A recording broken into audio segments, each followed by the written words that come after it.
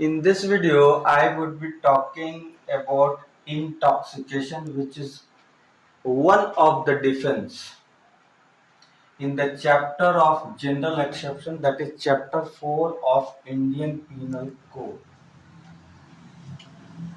Intoxication, why it is a defense in IPC? Because I have already discussed insanity, general insanity under section 84. Insanity is a defense because an insane person is incapable of having any mens rea, and if there is no mens rea, there won't be any offense. Similarly, intoxication is one of the ways of inducing insanity in a person. So, insanity is of two kinds. One is general insanity, which is discussed under section 84 of Indian Penal Code, and the other one is intoxicated insanity. Insanity by intoxication, discussed under section 85 and 86 of Indian Penal Code. Section 85 of the Indian Penal Code deals with involuntary intoxication. That is,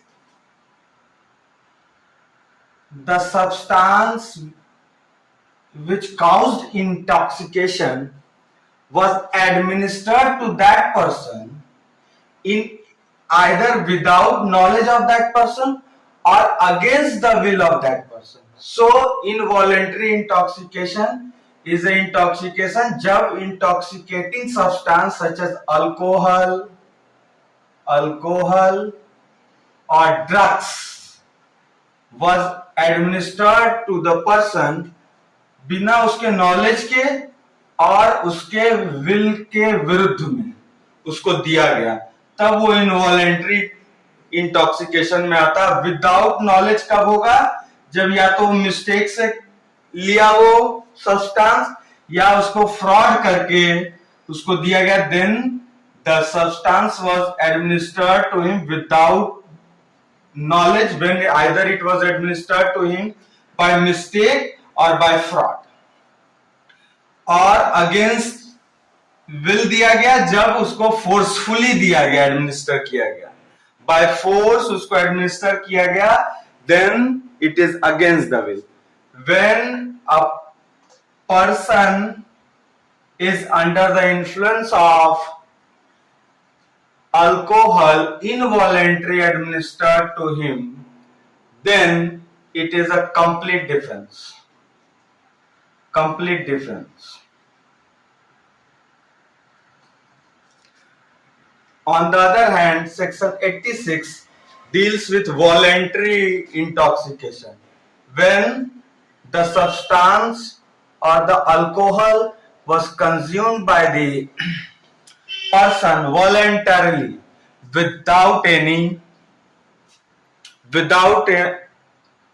by force or by fraud or by mistake. Now we would be understanding the concept of intoxication by quoting some example and case laws.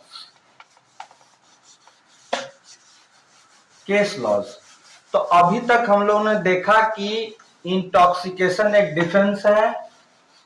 ये defence इसलिए है क्योंकि a person under the influence of alcohol और drug is incapable of knowing the nature of the act or knowing whatever he is doing is against the law due to the influence of intoxication, alcohol और drug.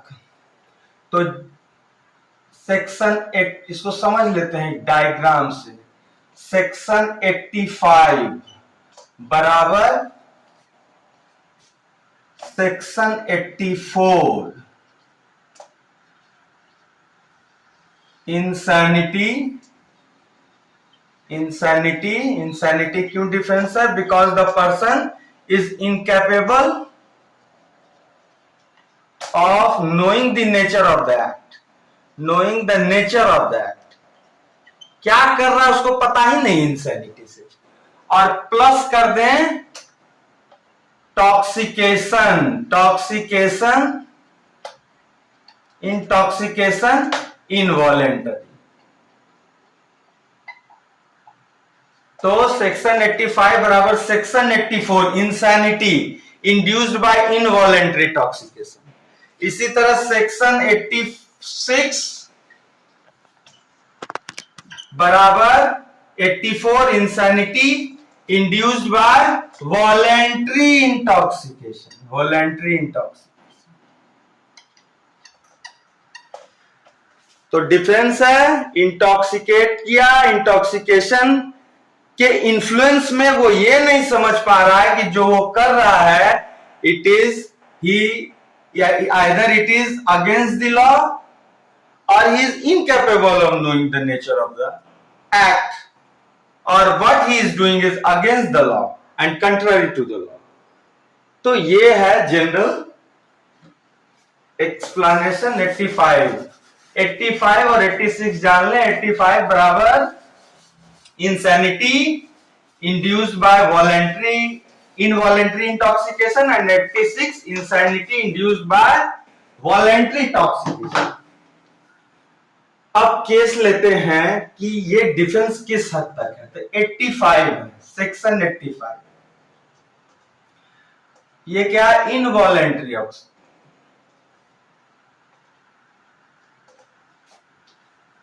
अगर कोई किसी को involuntary intoxicate किया जाता है तो सिर्फ उसको ये नहीं प्रूफ करना पड़ेगा कि टॉक्सिकेशन वाज इनवॉलेंट्री, बट उसको ये भी प्रूफ करना पड़ेगा कि he was incapable capable of knowing the nature of the act. तो एक तो ये उसको प्रूफ करना है पहले कि इनवॉलेंट्री इंटॉक्सिकेटेड था, और दूसरा उसको ये भी प्रूफ करना पड़ेगा कि उस इनवॉलेंट्री टॉक्सिकेशन से वो इंसेन हो गया as per section 84 of the IPC.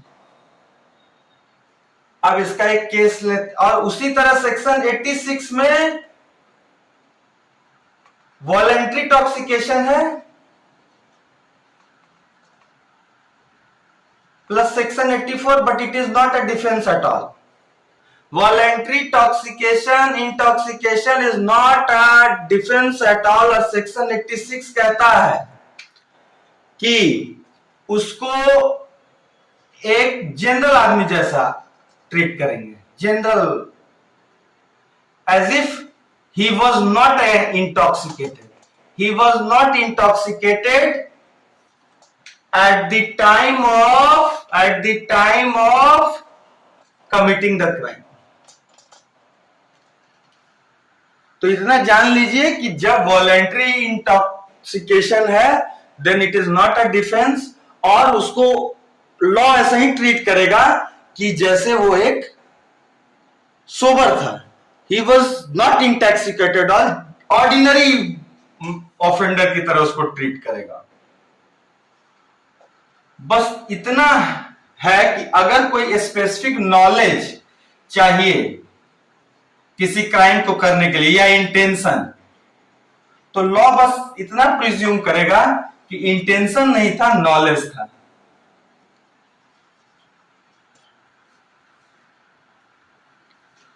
The man was voluntarily intoxicated and the act which he done is an offense only when it is committed with a requisite knowledge or intention।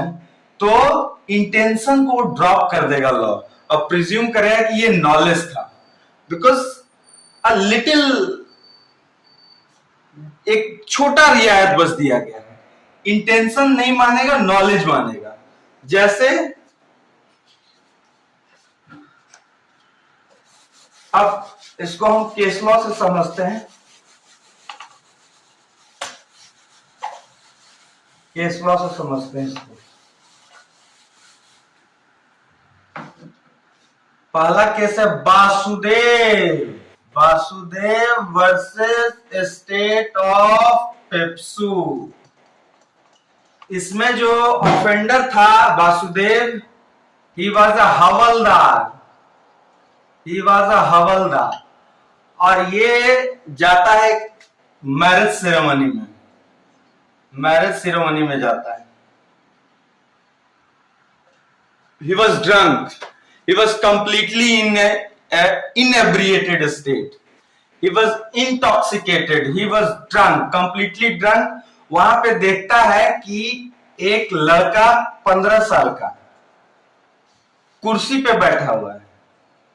He is on the sitting on the chair. ये उस लड़के से कहता है कि भाई ये chair दो, हट जाओ, तुम उठो, हमको बैठने दो, तुम उठो, हमको बैठने दो। लड़का मना कर देता है।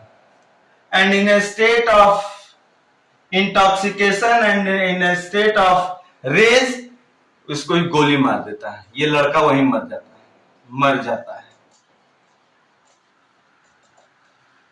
केस आता है,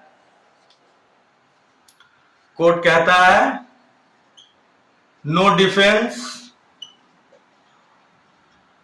he has the knowledge, he has the knowledge, और उसको